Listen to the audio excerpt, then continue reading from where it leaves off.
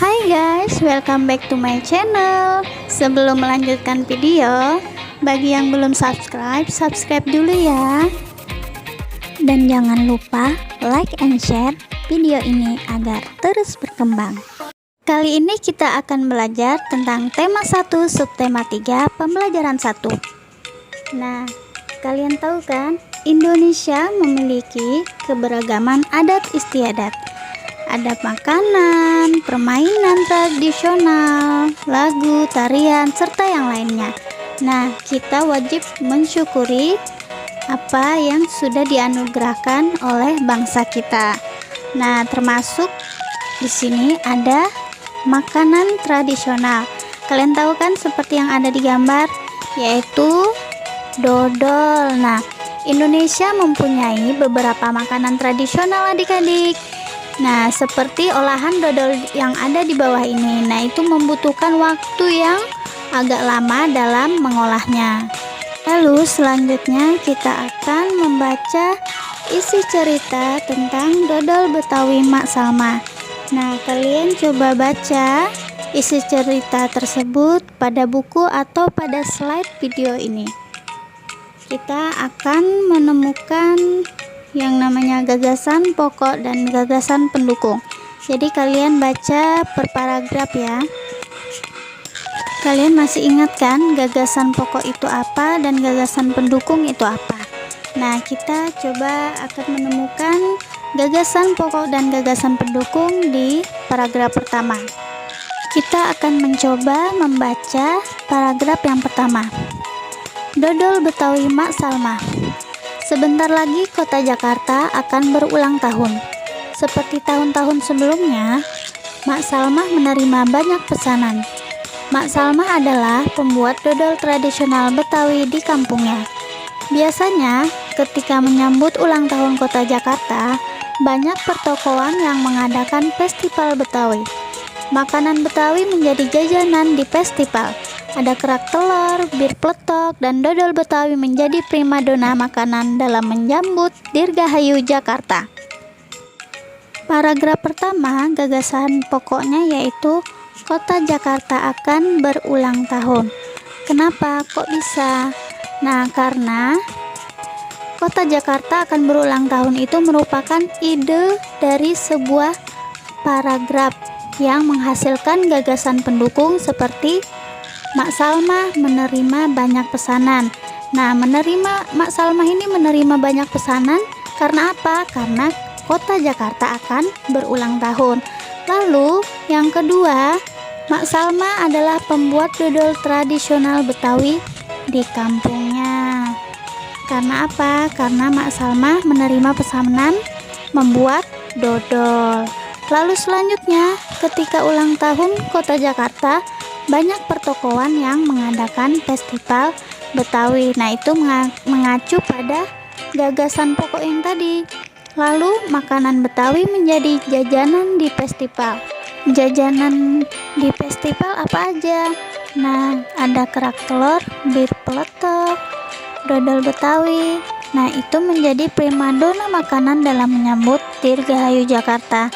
Nah, itulah gagasan pokok dan gagasan pendukung pada paragraf 1.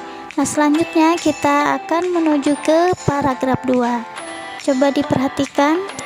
Kita baca seksama isi paragraf 2. Sudah sejak seminggu yang lalu, Mak Salma bekerja keras. Ia dan beberapa ibu-ibu tetangganya membuat adonan dodol. Ketan, gula merah, gula pasir, dan santan dicampur menjadi satu. Membuat dodol Betawi membutuhkan kerjasama.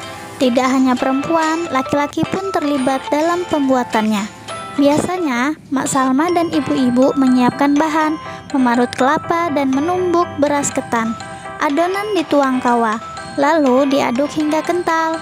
Proses mengaduk ini dilakukan terus-menerus selama 8-12 jam. Pembuatannya memang berat dan lama. Oleh karena itu, pembuatan dodol Betawi membutuhkan kerjasama. Nah, gagasan pokok pada paragraf 2 yaitu membuat dodol Betawi membutuhkan kerjasama. Karena apa? Nah, di gagasan pendukungnya Sudah seminggu yang lalu Mak Salma bekerja keras membuat adonan dodol. Nah, lalu selanjutnya ia dan beberapa ibu-ibu tetangganya membuat adonan dodol. Nah, itu pasti membutuhkan kerjasama. Selanjutnya, ketan, gula merah, gula pasir, dan santan dicampur menjadi satu. Gagasan pendukung berikutnya, selain perempuan, laki-laki pun terlibat dalam pembuatan dodol. Nah, itu membutuhkan kerjasama juga ya. Gagasan pendukung berikutnya di situ Mak Salma dan ibu-ibu menyiapkan bahan, memarut kelapa, dan menumbuk beras ketan. Lalu ada adonan dituang tawa, diaduk hingga kental. Selanjutnya, proses mengaduk ini dilakukan terus-menerus selama 8-12 jam. Jadi, pada gagasan pendukung ini yaitu kalimat tambahan untuk menjelaskan isi dari gagasan pokok. Lalu selanjutnya ada paragraf 3. Untuk memenuhi pesanan, Mak Salma selalu melibatkan tetangga-tetangganya. Mak Salma ingin rezeki yang diperolehnya dari dodol Betawi tidak dirasakannya sendiri. Mak Salma juga ingin dodol Betawi selalu dikenal.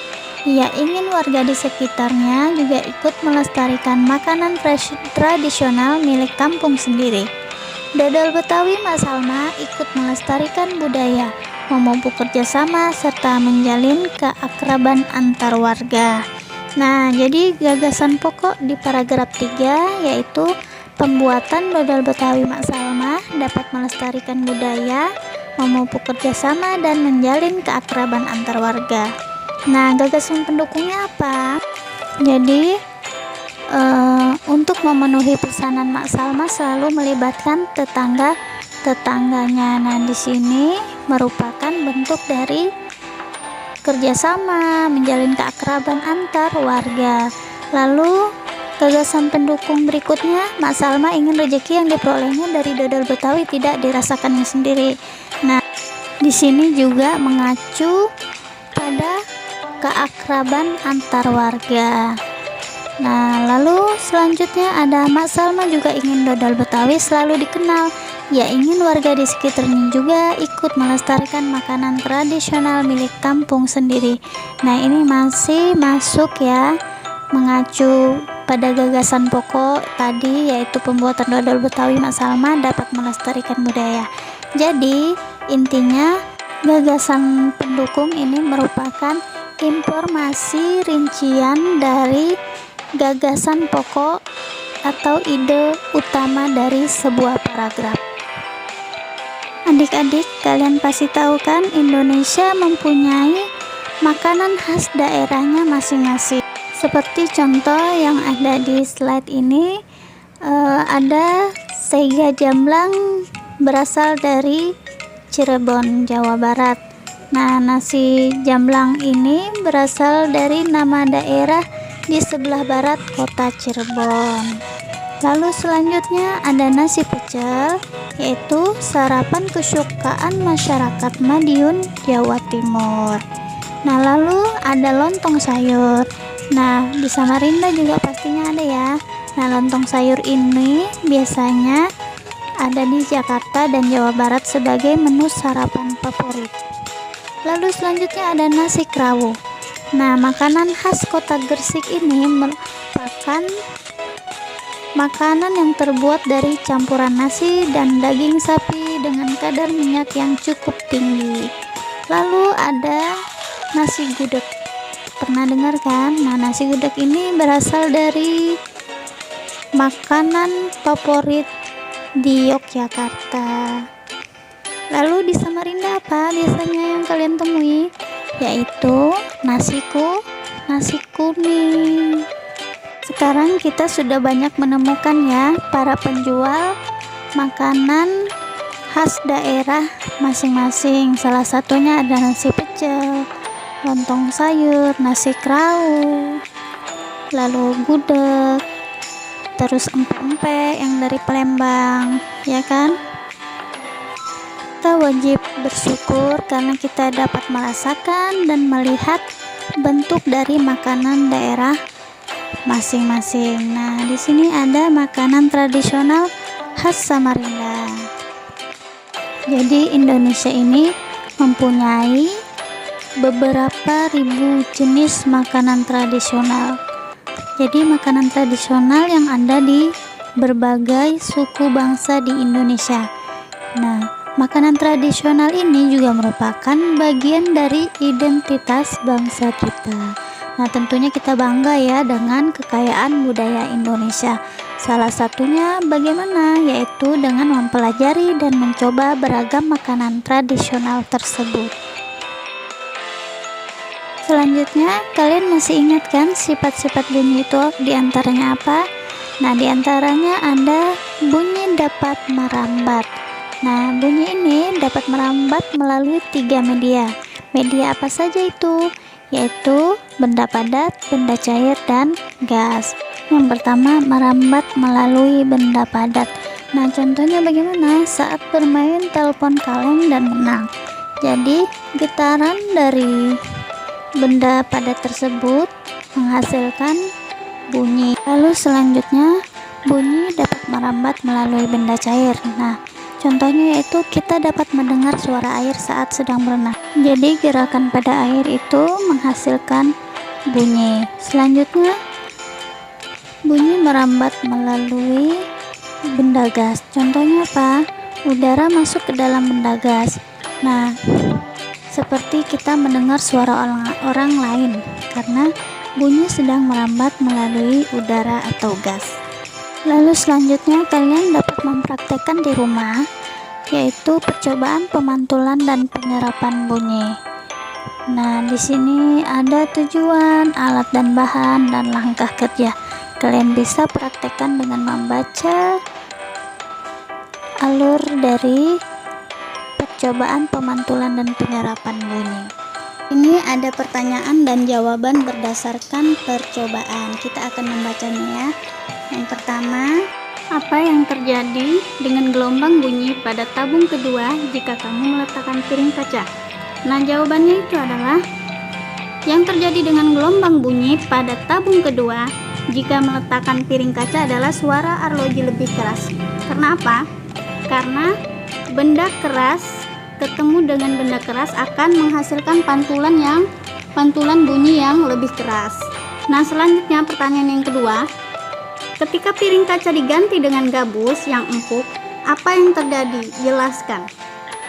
Ketika piring kaca diganti dengan gabus yang empuk, yang terjadi adalah suara menjadi lebih pelan. Karena apa? Karena gabus bendanya lembut, tidak keras. Maka pantulan suaranya juga lebih pelan. Nah, selanjutnya apa yang terjadi pada gelombang bunyi pada tabung pertama? Nah, yang terjadi pada gelombang bunyi pada tabung pertama adalah bunyi lebih keras karena bunyi dipantulkan oleh piring. Jadi, kesimpulan pada pelajaran tentang bunyi yaitu bunyi sebagai sebuah gelombang memiliki sifat dapat dipantulkan dan dapat diserap. Lalu, bunyi akan dipantulkan dengan baik jika mengenai benda-benda yang keras seperti permukaan dinding batu, semen, besi, kaca, dan seng. Nah, bunyi akan diserap jika mengenai benda-benda yang lunak seperti apa? Gabus, kapas, dan spons. Nah, sekian video pembelajaran kita. Semoga adik-adik dapat memahaminya ya. Sampai jumpa di next video. Bye-bye.